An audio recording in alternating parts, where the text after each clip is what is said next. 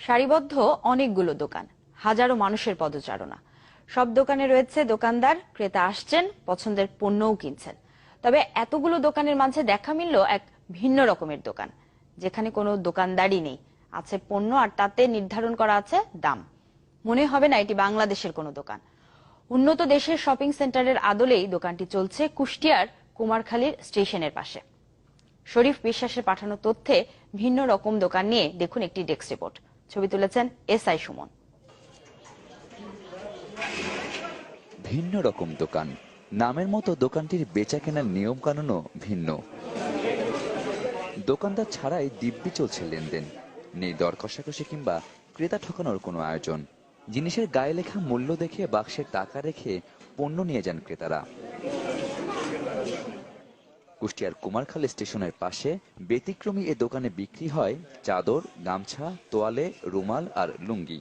সে ভোরবেলা এসে আপনার দোকানটা খুলে রেখে চলে যায়, ঝাড়ুটা দিয়ে চলে যায়, তারপর সারাদিন দোকানদার মনে করেন এরকম থাকে।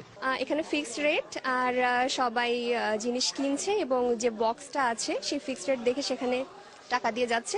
কেউ কেউ বলেন যে ও 2-5 দিন বা 2 মাস 6 মাস থাকবে, আবার উঠে চলে যাবে, কিন্তু আমরা তাদেরকে বলি যে না ভাই, এরকম বিশ্বস্ততা আরো মানুষের মধ্যে ফিরে আসুক।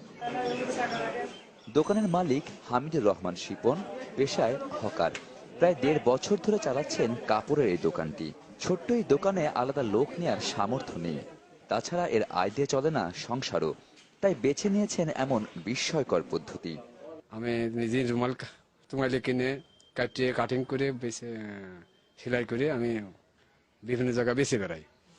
আল্লাহ পাক সাই দিতে যাই, আল্লাহ পাক আমার যা হোক 800, 1000, 1200 ওখানে বিক্রি হয়।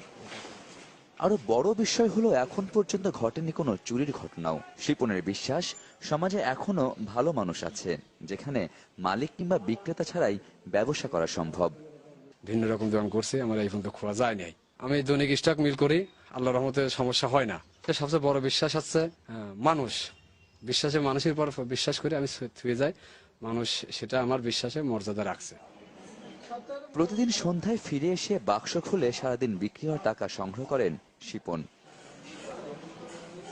Desk report, channel 24।